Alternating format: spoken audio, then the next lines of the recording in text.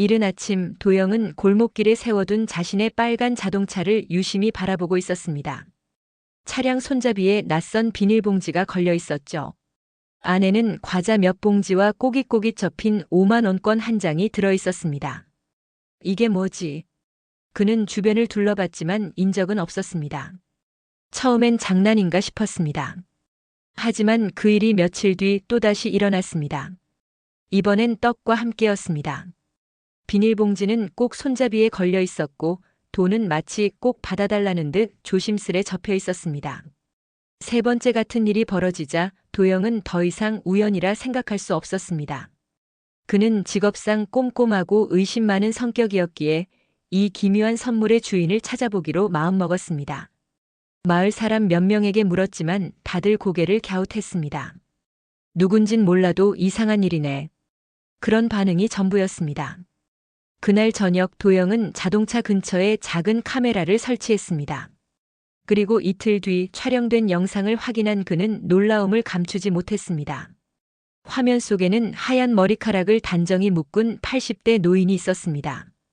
그녀는 조심스럽게 다가와 봉투를 꺼내더니 차 손잡이에 끼우고는 주변을 살핀 뒤 조용히 사라졌습니다.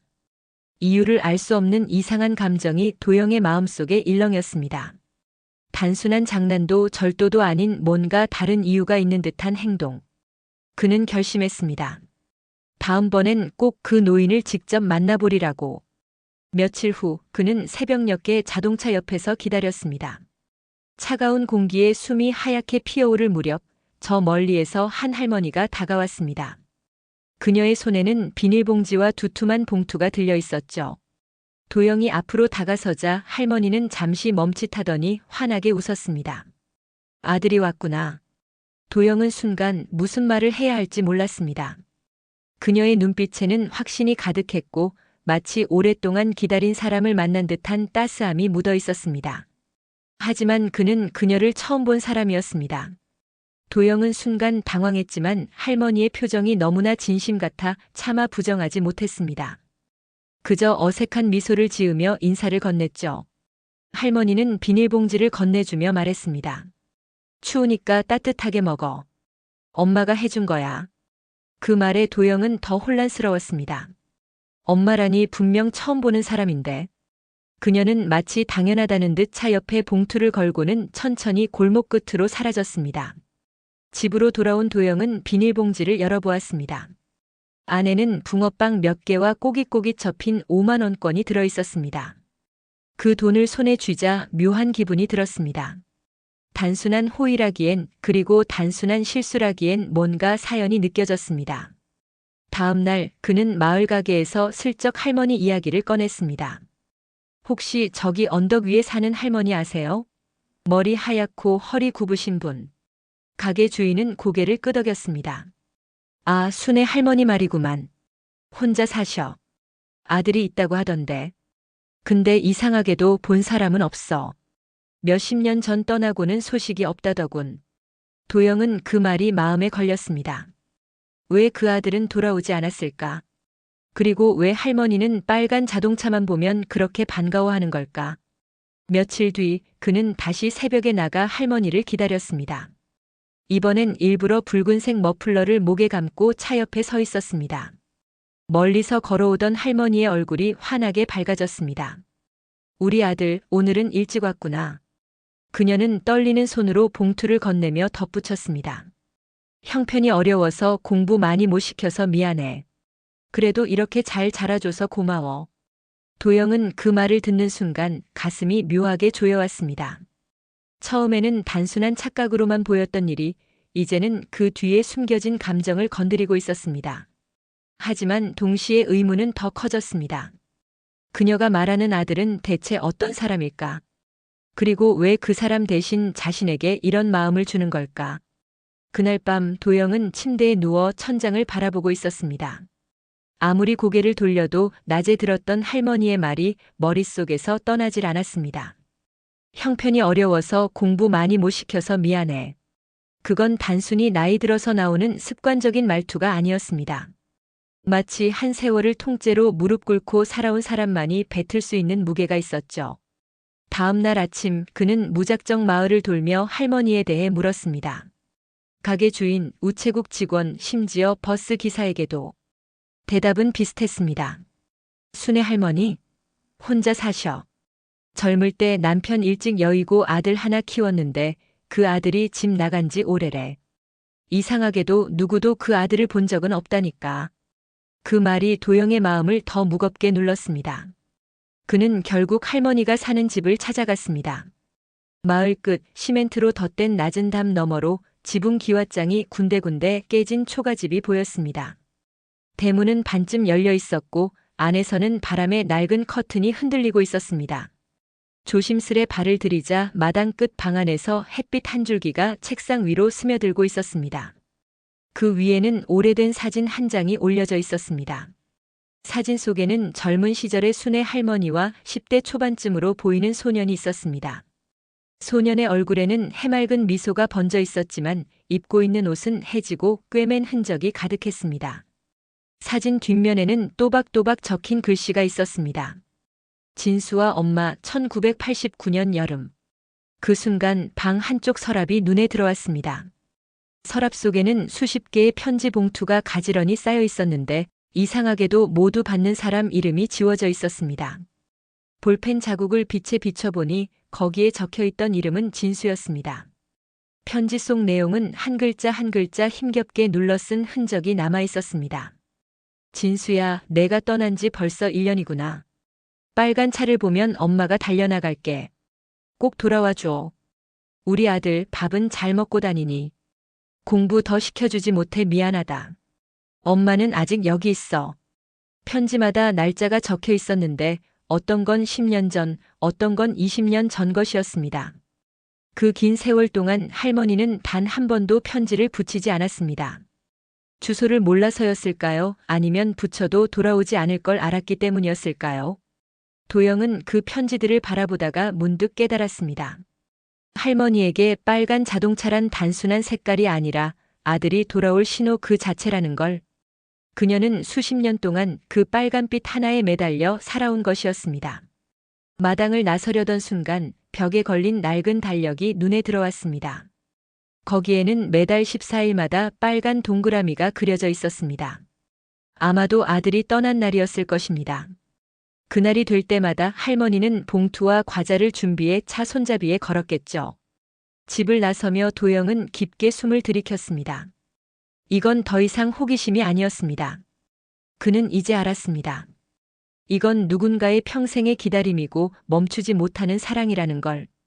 그리고 그 빈자리를 어쩌면 자신이 메울 수 있을지도 모른다는 것을. 그날 이후 도영은 마을로 가는 길을 자주 찾았습니다. 일주일에 한두 번, 때로는 매일. 그는 마치 이유 없는 산책을 하는 척하며 순애 할머니의 집 앞을 슬쩍 지나가곤 했습니다. 그리고 매번 낡은 대문 틈 사이로 보이는 작은 마당 한쪽에서 그녀의 뒷모습을 발견했습니다. 허리를 굽힌 채 빨래를 널거나 작은 화단에 물을 주는 모습. 그 작은 움직임 속에서도 오랜 세월을 버텨온 고단함이 묻어났습니다. 어느 날 그는 일부러 차를 골목 어귀에 세워두고 걸어가 보았습니다. 그날따라 할머니는 마당 의자에 앉아 있었고 품에는 낡은 스웨터가 있었습니다.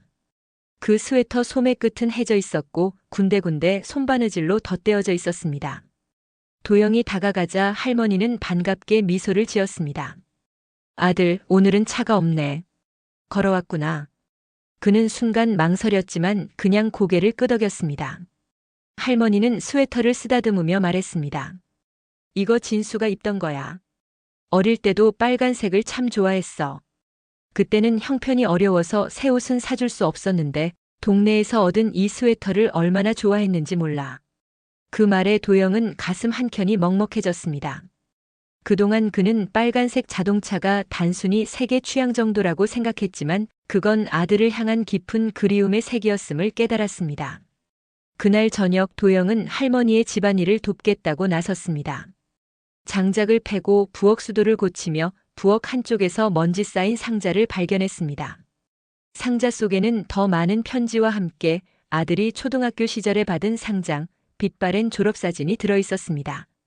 그리고 그 밑에서 오래된 서류 봉투 하나가 나왔습니다. 거기에는 출생신고서라고 적혀 있었고 아들의 이름 옆에는 아버지 칸이 공란으로 비어 있었습니다. 도영은 조심스럽게 물었습니다. 아버님은 어떻게 되셨어요? 할머니는 잠시 말을 잇지 못하다가 한숨을 내쉬었습니다. 진수 아버지는 우리를 버렸어. 남편이 떠난 뒤 하루 벌어 하루 먹고 살면서 애를 키웠지. 그런데 내가 그만 공부도 더 못 시키고 먹고 싶은 거 마음껏 먹이지도 못했어. 그게 평생 한이야. 그 순간 도영은 알았습니다. 할머니의 기다림은 단순히 아들을 향한 사랑이 아니라 평생 씻지 못한 죄책감을 조금이라도 덜어내려는 몸부림이라는 것을. 그날 밤 도영은 집으로 돌아와 자동차를 오래 바라봤습니다. 빨간색 차가 이렇게 무겁게 느껴진 건 처음이었습니다.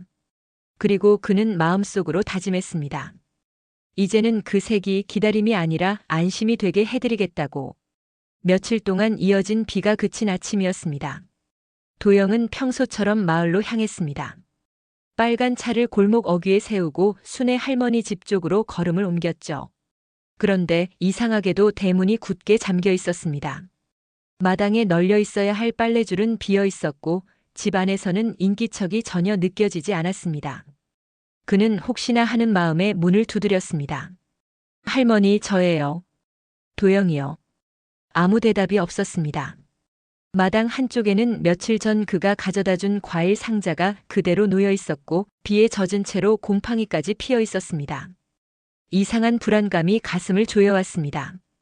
그때 옆집 아주머니가 다가왔습니다. 아, 도영씨. 순애 어르신은 어제 구급차에 실려갔어요. 마을 보건소에서 쓰러진 걸 발견했대요. 그 말에 도영은 머리가 하얘졌습니다. 아무 말도 하지 못한 채 아주머니가 알려준 병원 주소를 받아 적었습니다. 병원 응급실에서 그는 할머니를 찾았습니다. 작은 몸이 침대에 누워 있었고 손등에는 링거줄이 연결돼 있었습니다. 할머니의 얼굴은 창백했고 입술은 바짝 말라 있었습니다. 간호사가 말하길 영양실조와 탈수 증세가 심했다고 했습니다. 혼자 사는 데다 식사도 제때 하지 않은 탓이라고. 도영은 침대 옆 의자에 앉아 그동안의 시간을 떠올렸습니다. 할머니는 늘 괜찮다는 말로 자신을 감췄습니다. 아픈 기색조차 보이지 않던 사람이었죠. 그런데 알고 보니 그녀는 스스로를 챙기기보다 늘 누군가를 기다리는데 모든 시간을 쏟아온 겁니다. 그때 할머니가 미약하게 눈을 떴습니다. 아들 왔구나. 그는 순간 목이 메어 아무 대답도 할 수 없었습니다. 그저 손을 꼭 잡아주었죠. 할머니는 힘겹게 숨을 고르며 말했습니다. 나 약속을 못 지켰어. 올해도 그날을 준비 못했네. 혹시 빨간 차 내년에도 올 수 있을까? 그 질문에 도영은 눈물이 차올라 고개를 끄덕였습니다. 올 거예요. 할머니가 기다리는 한 매년 그날 찾아올 거예요. 그러나 속으로는 알았습니다. 이 약속은 단순한 방문이 아니라 누군가의 마지막 기다림이 될지도 모른다는 것을. 며칠 후 할머니의 상태가 조금 나아져 병실에서 간단한 식사를 할 수 있게 됐습니다. 죽을 한 숟가락씩 뜨며 할머니는 조심스럽게 과거 이야기를 꺼냈습니다. 진수가 집을 나간 게 벌써 30해가 넘었구나. 그 목소리엔 오래된 그리움이 촘촘히 배어 있었습니다. 그날도 빨간 차가 골목에 들어왔어. 나는 당연히 진수가 돌아온 줄 알았지. 근데 그냥 지나가는 사람이더구나. 그때부터였나 사람들이 말하더라. 진수는 멀리 갔다고, 이제 안 올 거라고. 도영은 잠시 숨을 고르며 그녀의 표정을 살폈습니다. 마치 오래 묻어둔 상처를 꺼내는 사람 앞에 선 의사의 심정처럼 그의 말 한마디가 할머니를 더 아프게 할까 조심스러웠습니다. 혹시 그 후로 연락은 받으셨어요? 할머니는 천천히 고개를 저었습니다. 편지 한 장 없었어. 그래도 혹시 내가 주소를 잘못 쓴 건 아닐까, 우체부가 잃어버린 건 아닐까, 별별 생각을 다 했지. 근데 아무래도 진수 마음속에 나는 없었던 것 같아. 그 말에 도영의 손끝이 떨렸습니다.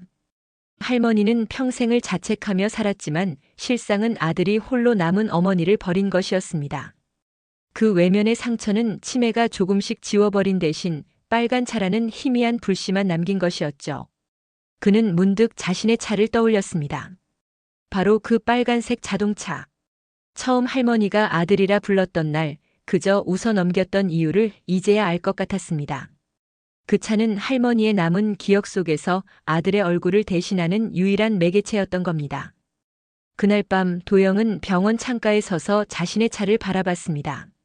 노을빛이 묻은 빨간 차 표면은 이상하리만큼 따뜻해 보였습니다. 진수가 돌아오지 않는다면 내가 대신 돌아가면 되잖아. 그는 마음속으로 결심했습니다. 다시는 할머니가 그 차를 보며 허망한 기다림에 잠기지 않도록 내년에도 그 다음 해에도 할머니가 있는 곳에 이 차를 세울 거라고. 할머니는 그날 밤 도영의 손을 꼭 잡고 잠이 들었습니다. 마치 진짜 아들이 곁에 온 듯 입가엔 미소가 번져 있었습니다. 그리고 도영은 처음으로 누군가의 가족이 된다는 게 어떤 의미인지 깨닫고 있었습니다. 겨울의 끝자락 바람은 차가웠지만 햇살은 유난히 부드럽게 내리쬐는 날이었습니다. 도영은 전날 밤부터 마음이 설레고 긴장됐습니다. 오늘은 순애 할머니가 매년 기다린 바로 그날이었죠. 빨간 차를 세워두면 할머니가 현관문을 열고 나올 것 같은 그 오래된 기다림의 날. 그는 이른 아침부터 차를 깨끗이 닦았습니다. 거울처럼 반짝이는 보닛 위로 겨울 햇살이 번졌습니다. 트렁크에는 정성껏 고른 선물 상자와 따뜻한 목도리, 그리고 병원에서만 먹던 죽이 아니라 할머니가 좋아하던 보리밥과 된장찌개를 준비해뒀습니다. 오늘만큼은 그분이 정말 행복해야 한다. 그 마음 하나로 모든 걸 챙겼죠. 마을 골목에 들어서자 주민 몇 명이 도영을 알아보고 손을 흔들었습니다. 그는 조용히 고개를 숙여 인사하고 할머니 집 앞에 차를 세웠습니다. 그리고 잠시 숨을 고르며 창문을 내렸습니다. 차에서 내린 순간 찬바람이 볼을 스쳤지만 마음은 이상하게 따뜻했습니다. 문을 두드리려던 찰나 안쪽에서 인기척이 느껴졌습니다. 잠시 후 문이 열리며 순애 할머니가 모습을 드러냈습니다. 작년에 비해 조금 더 야위었지만 눈빛만큼은 또렷했습니다. 그 순간 그녀의 표정이 환하게 변했습니다. 아들 왔구나. 짧은 한마디였지만 그 속에 스며있는 수십 년의 기다림이 느껴졌습니다. 도영은 말없이 다가가 할머니의 손을 꼭 잡았습니다. 그리고 준비해온 목도리를 목에 둘러주며 말했습니다. 오늘은 제가 모시고 갑니다. 가고 싶은데 다 말씀하세요. 할머니는 잠시 머뭇거리더니 마을 어귀를 가리켰습니다. 옛날에 진수랑 자주 가던 강가에 가고 싶구나. 그들은 함께 강가로 향했습니다. 겨울 물결은 잔잔했고 갈대밭 사이로 바람이 스쳤습니다.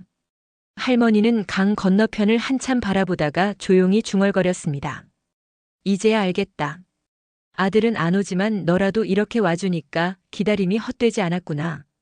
도영은 그 말에 눈시울이 뜨거워졌습니다. 오늘의 이 약속은 단순히 하루가 아니라 앞으로의 모든 날에 대한 약속이었습니다. 할머니의 기다림이 끝나는 날까지, 아니 그 이후까지도. 빨간 차는 그녀의 집 앞에 서 있을 거라는 약속이었죠. 봄이 완연하게 찾아온 어느 날, 마을은 분홍빛 꽃비로 물들어 있었습니다. 바람이 살짝만 불어도 벚꽃잎이 후두둑 떨어져 골목길을 덮었죠. 그 길 끝에서 유난히 반짝이는 빨간 차가 천천히 들어왔습니다. 도영은 창문을 열어 봄바람을 들이마시며 미소를 지었습니다.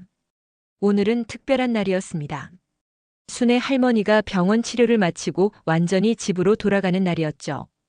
그녀의 귀향을 축하하기 위해 마을 사람들도 분주히 움직이고 있었습니다.